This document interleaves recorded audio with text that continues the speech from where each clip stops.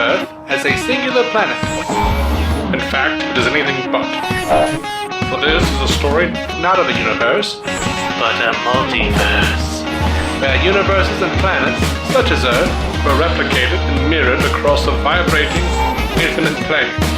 Some barely different from the next. Others drastically so. This is DC On Screen. Every week, Dave and Jason talk about the multiverse of DC properties on film and television. But be warned, if it's been officially released, you can expect they'll spoil it. Hey, how you doing? Welcome into DC On Screen. I am your host, David C. Robertson. This is my co-host, Jason Goss. Hello. Alright, so they have released the final trailer for Justice League. And we are going to talk about it. Now, I will say, with all the talk of tone shifts for Justice League, the rumors of what Whedon may or may not be doing, I've been a bit worried about cohesiveness in the film. And I think I've just slowly started dreading the film in a weird way. Of course. Dreading might not be the right word. My excitement level is just almost non-existent, or became almost non-existent. And I was hoping that this trailer would bring me back, and damn it, I think it did. That's what the last one's there for, man. Now you've only got to wait like a month and some change. Yeah. And you can get in there and see that thing. Mm-hmm. I wasn't dreading it or anything like that. I just kind of, wasn't on top of my radar. So it was nice to sit down and get really excited again today.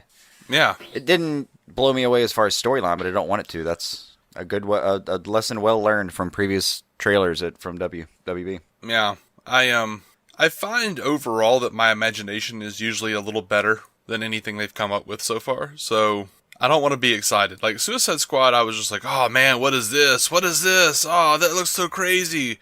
And then it turned out it was nothing. Yeah. There's a little bit of that. So, don't want to go that far. I'm happy to conject, but they're not pitching it the same as they did. By this point in the Suicide Squad's run-up, they were hyping the hell out of it. Mm-hmm. I mean, it was all over the place. Mm-hmm. With Justice League, it feels like they're more confident. I mean, they're putting out the appropriate amount of material, but it's not, I don't know. It doesn't feel like it's overcompensating in any way. Yeah. So starting out in this trailer, I love, and you guys could go back, and I know people have gone back and listened to our Man of Steel review, where I was like, Hans Zimmer is shit. No, I disagree with myself now. That Superman theme? That Superman theme got me. Like, yeah. I kind of simple and elegant. Watching him in the cornfield there, I'm hoping that that's a real scene in the movie, that's not just a dream sequence, that they've kind of cut it to screw with us a little bit. Because I would really be happy if that was if that was reality. Yeah. I don't think it will be, but and all they have to do is cut it in reverse. I mean, if she finds herself waking up and being sad with the ring on and everything, and then one day she walks out and he's in the yard, that could all fit. Good editing though. Dropping the dirt, waking up, he's not next to her. Yeah. And, on the radio or television or whatever, it's like, the world remains in mourning after the death of Superman. Violence and acts of war and terrorism are all on the rise. We have the world without hope on the headlines. Yeah. That's, Amy Adams looking wonderfully sad. Yeah. And I kind of dig that. I like a lot of people complained that there wasn't enough hope. There wasn't enough Superman saving people. Which there was a whole montage in BVS. I don't know what you're talking about, but anyway, just driving that home a little bit more, and I dig that he had made himself a real presence in crime fighting. Yeah, I can't help it. I still feel like Aquaman is a combination of like a pro wrestler and Quagmire from Family Guy. It didn't seem as much Quagmire now. It just seemed like how like every kind of crew action movie has to have like their their wrecking ball. Yeah. And that's definitely him. But I was a little, I don't know, put off by the in the middle. But this time I was really hoping maybe in context that's going to make sense. And this time they gave me enough context where now he just sounds like he's a lot of fun. Yeah. Which, I've seen a lot of different versions of Aquaman. I'm not trying to. This isn't going to be the most he's only one way. The most regal and kingly version. This is, I like a regal and kingly Aquaman. I'll admit. There's nothing wrong with one, but this is taking it a slightly different way, and they it looks like he's going to be the guy that throughout the whole film I'm like, get him, yeah.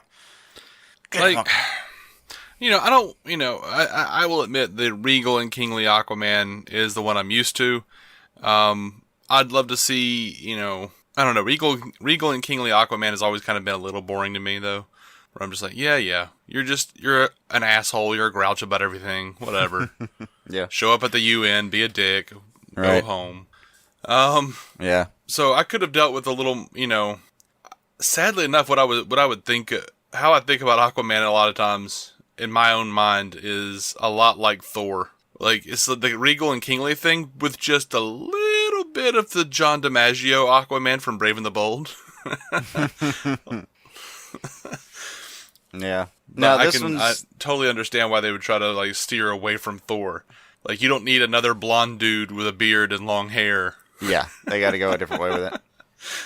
Acting the same way. Yeah. And this guy looks like I don't know where he sits as far as him and his throne. That's for a whole other movie to sort out for us. But where he sits with the surface world on this one looks like pretty entertaining. I'm happy with how they're showing me him so far. Well, I kind of feel like he has a throne made of Slim Jims, and he's about to snap into them. Possibly. It's occurred to me. Like, he's got a Sasquatch feel to it.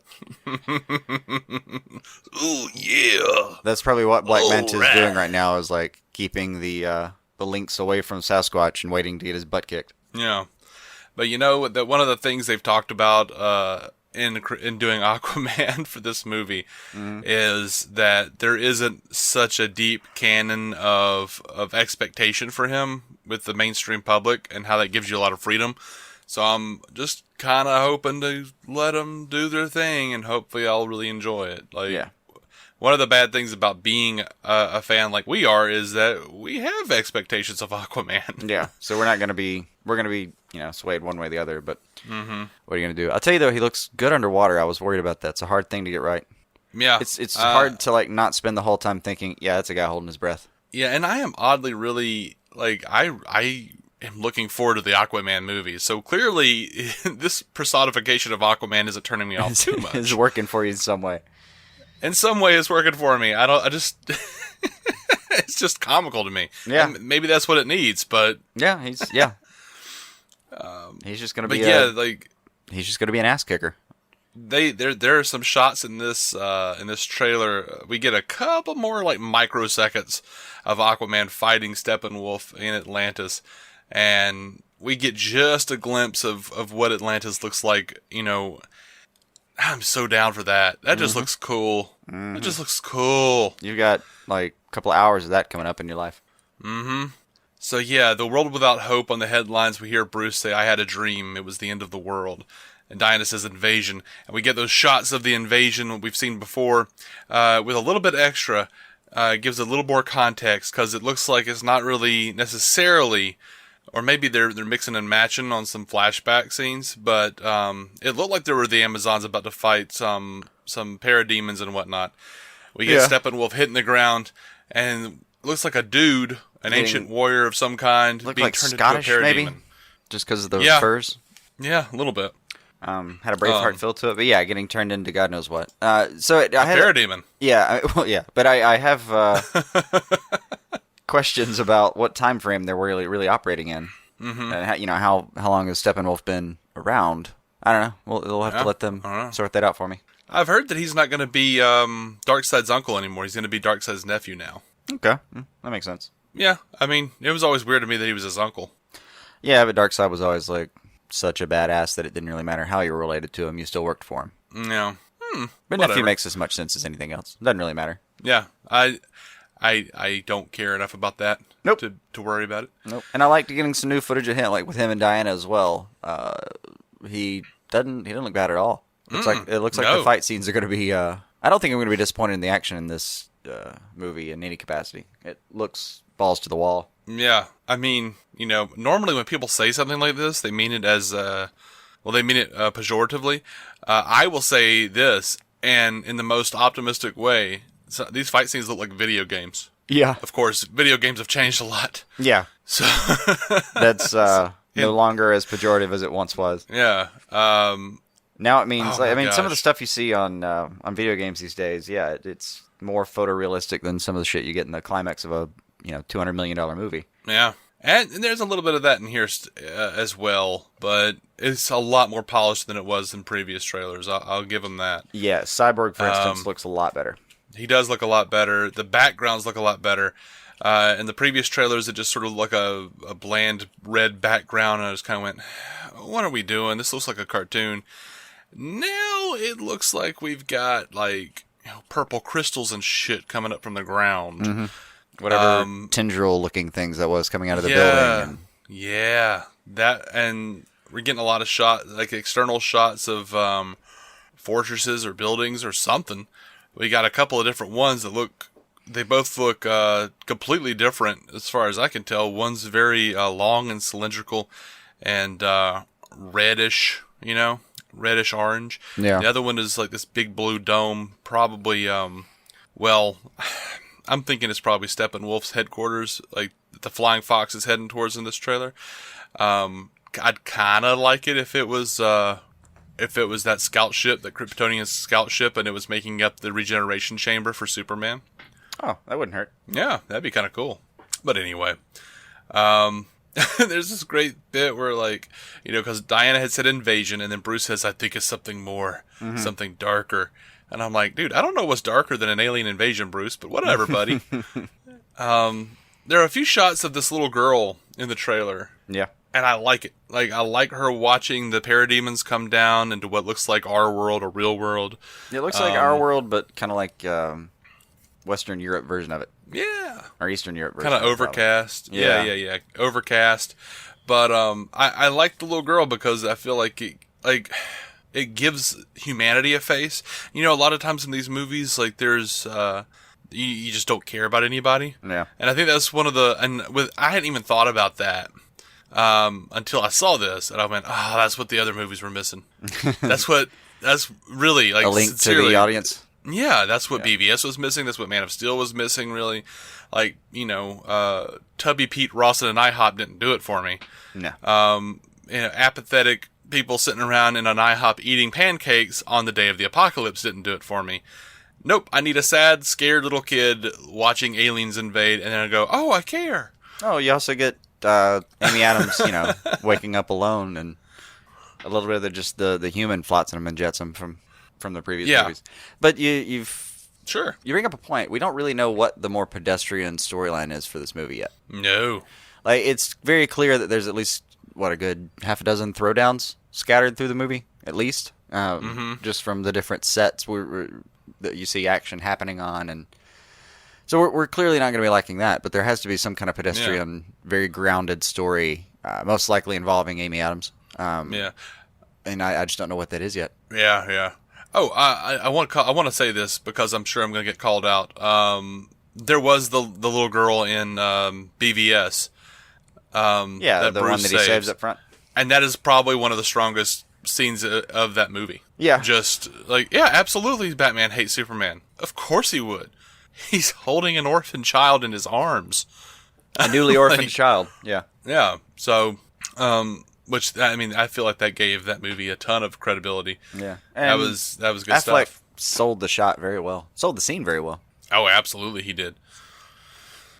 All right, so you have Wonder Woman standing on top of Lady Justice. Good shot. We have shots. It was a great shot. And we have a bunch of shots of the Leaguers doing their thing, and Wonder Woman saying, we're asking people we don't know to risk their lives. And we have this great bit, and this is a Whedon bit if I've ever heard one.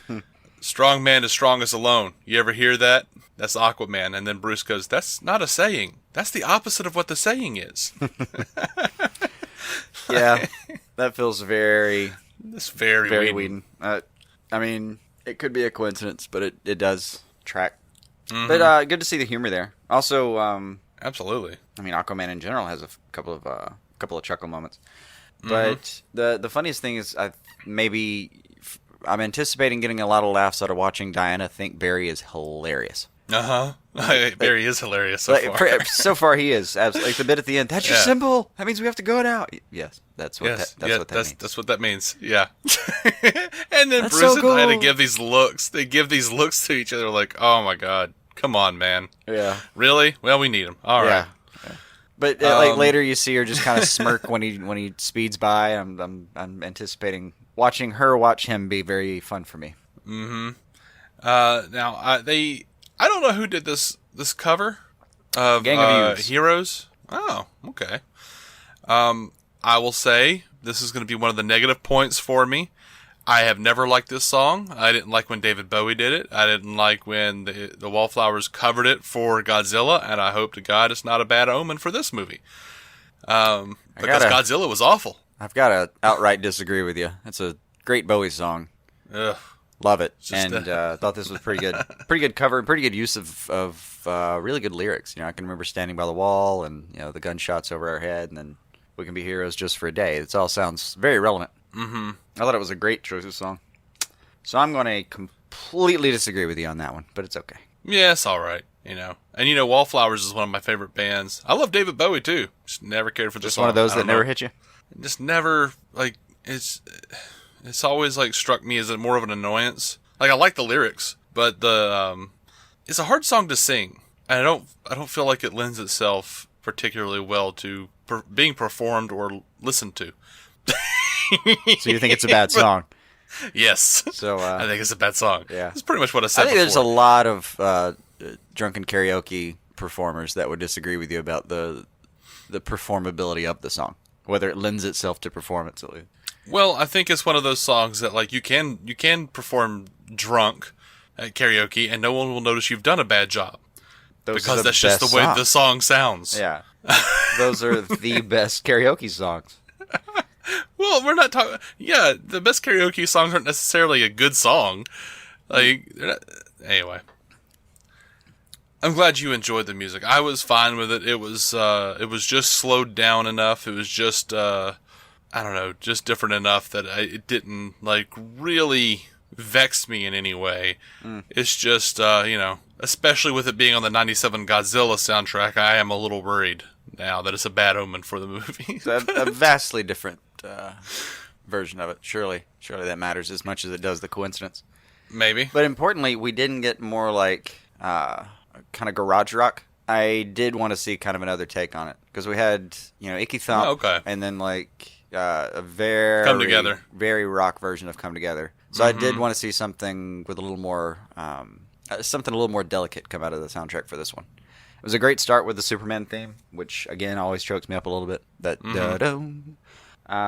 yeah, so a good start, and then I thought it was a good song choice, good song, pretty good cover. Like I haven't heard that version, but I'm gonna go back and try to find that version of it now. And thematically it fit, so it worked for me. Yeah. You know what I'm a little sad about, and I hope it happens, because we've been hearing all this news about like Elfman going like, oh yeah, I'm gonna play with John Williams' theme. I'm gonna play with my old Batman theme. Dude, you did the theme for the '90s Flash. Can we get a little bit of that too? That's a good point. Yeah. Hadn't thought about it, but hell yeah. Yeah. I'm gonna go back and listen to that before I go to the movie. I'm gonna go like listen to the '90s Flash theme one more time, just in case I hear it later. Oh yeah, yeah, me too. Because it must have occurred to him by now. Oh, I would hope. But yeah, I think that's all I have on it. I'm really excited. I'm way more excited about the movie than I have been. Yeah. Like I said, a lot of the CGI looked way more polished. Cyborg and Aquaman in the air was still a little like, oh my gosh, this is green screen. That's okay. Yeah, it's just hard to get people to be used as living javelins by a robot. All right. Against a demon from another side of the universe to look all too realistic. Yeah, I mean, you know, if we were doing a Marvel podcast and we were talking about the Thor Ragnarok trailer, I'd be like, oh my gosh, the Hulk looks so CGI, because he always does. he just always does. Yeah. So you know, I understand. I long for the day when that won't be an issue, where I'll just look at it and go, But you know what? Our brains, I think, have this thing where, you know, about half the time we're looking at something practical, and we're like, that looks so CGI. We're like, no, you moron. You just think of CGI, so you believe it looks like that. Yeah. Yeah, we've started to not be able to tell the difference, which is a good sign, because it means they're getting better and better at it. The bad thing is we just don't know what's real anymore. Yeah, it's best not to think about it. Just wait another 10 years and see where you are then. Play the old Rick Sanchez card. Don't think about it. Yeah, pretty much. Also, they're going to keep, especially in response to the World Without Hope storyline, you see the, Bruce reiterating his, the world needs Superman. I made him a promise. Mm-hmm. We're sticking with that. I dig that. Yeah. Look, man, I see bright colors, multiple colors in this thing. Mm-hmm. I'm happy. Meanwhile, we still have Zack Snyder visuals, so I'm happy. Which were never the problem with any of his discredit. Never the problem. Never the problem to me. A lot of people are like, I hate Zack Snyder slow motion. I'm sorry, I don't know what to do with it. A lot more people liked it than hated it. Just a lot of the detractors, that wasn't their point. But I feel like we have the trifecta here. We've got colors, we've got Zack Snyder visuals, and Joss Whedon dialogue. What the hell else do we need? What else do you need in life? You don't even have to. I could bitch about CGI all day long, but you know what? I don't even need CGI in a movie like that. Just give me the Justice League sitting around talking. Yeah, just it. The best. You would be happy if it was just all 5 of them sitting around telling Batman the story, like debriefing him so Batman can write it down for the very first Justice League report and then filed away in a new cabinet. That you would be fine if they just told Batman the story. Yeah. Complete with like coffee breaks and like ordering Chinese in the middle. Yeah, like action isn't my favorite thing. Whatever. But you're going to get some serious action out of this one. Yeah. I mean, it looks cool. Admittedly, it looks really cool. Now, they also put out like a little alternate version where they had some extra scenes where like Wonder Woman's telling Cyborg, maybe you need us. Alfred's, I guess, saying to Bruce, how do you know your team's strong enough? We got a shot of it. It looked like an Amazonian shooting an apocalyptic ship with an arrow, and then it exploded. I don't know how that works. But all right. Magic? Well, maybe, but that magic didn't work against those German soldiers with guns. I don't know why it would work with an alien. Hoping they'd up the ante on their defensive magic powers by then. They called in Snape, got some defense against the dark arts going. Right. Think you're mixing franchises, but whatever. Same WB studio. owns them all. And pull it. It's fine. Same studio. Yeah. And some shots of kind of new shots of Leaguers in action, and a couple of them. I don't think most of them are new, but whatever. And Bruce going, "This is the only way. The 5 of us united." Yeah. I am just. I'm down. I'm in. I mean, I was down before. Yeah. I mean, also we were already going to buy those tickets, but still, it was nice to be excited again, like you said. Like it just waned because it wasn't on top of my radar anymore. But now I'm all giddy about it. I feel like I don't sound as giddy as I actually am, but I assure you, I'm quite excited. Well, I honestly, there's still the dread, and it's not even the dread for the movie; it's the dread for the aftermath of the movie, where like if it's good, there are going to be a bunch of jackasses on the internet saying, "I knew Joss Whedon fixed it." Yeah. Oh, there's no way we come out of this with a cohesive narrative. Yeah. It's not happening. If it's bad, like it's not, it wasn't a cohesive narrative because Joss Whedon and Zack Snyder worked on it. Yeah. If it's good and the story has a cohesive narrative, there will no longer it won't be portrayed or reported about in any way that's cohesive. It was just we're not gonna be able to win both the critical battle and the battle with the populace and our own battle with whether we like the movie. We're not gonna get all two at best. I'm already seeing like the Snyder fans are already angry on Twitter after this trailer. A lot of them, and that I'm seeing, and like, I knew Joss Whedon was going to change the tone, and then like there are others, Joss Whedon people like, I told them that Joss Whedon wasn't doing anything. That's a Zack Snyder film right there. Yeah. And I don't know what the hell is wrong with any of you. I it just looked good to me. I don't know. Yeah. Like, why do we have to fight about this? I only saw one comment because I just don't scroll down if I can at all help it. So I accidentally saw one and it was like, that looks so bad, but I'm going to watch the crap out of it. It's like, I don't even know what to do with that. I mean, I've definitely had that response, but not to this set of stimuli. So I don't know what to do with it. We'll see. Yeah. I mean, I don't know. It might be bad. I have no idea. We'll catch up with you in 5 or 6 weeks, and once we've sorted some of it out.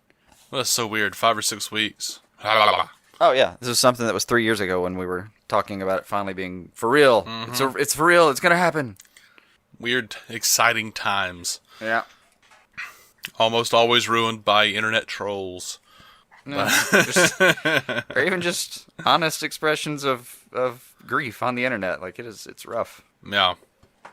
But you know, the kid who watched Batman and Robin back in 97, he's pretty happy right now. Yep. The kid's like, oh my gosh, finally. Oh yeah. Anywho, let's wrap this up. You got anything else? I don't think so. Again, I don't feel like I sound as excited as I am, but I'd buy a ticket now if that was a real thing. They were available, yeah. Or if I trusted MoviePass. I do not. Yeah, I've heard bad things. Yeah. Anyway, love you guys. Thank you for listening. Let us know what you thought about the trailer. And we're going to be coming back tomorrow with a special episode. We are going to be interviewing Joseph McCabe, author of 100 Things Batman Fans Should Know and Do Before They Die. So that is probably going to be a pretty fun episode. I don't know. We haven't done it yet. Mm-hmm. Fingers crossed, guys. Sometimes we're just off. You don't know what to do about it. I always hope it's not one of those. Who knows? All right, so you can let us know what you thought about the trailer at dconscreen.com. You can let us know dconscreen@gmail.com. You can hit us up on Twitter. We tweet at dconscreen. And you can find us on Facebook as well. And we'll see you guys later. Until then, keep some DC on your screen. Our opening narration was from Dan Jurgens' The History of the DC Universe, Part 3 of 10, as featured in DC 52 Week 4. It was performed by me, David Z. Robertson. Intro music by Jason Goss and Michael Shackelford. Michael's band Future Elevators can be found on Spotify or future-elevators.com. Our introduction was performed by Eli Ophelders of Stealing the Remote, which lives on SoundCloud and can be found on iTunes and Stitcher. We're a proud member of the Giant Size Team Up Network, GiantSizeTeamUp.com. DC On Screen is a maladjusted production. Visit maladjusted.tv for more from me and Jason, including sketch comedy and improvised web series, vlogs, parodies, and more.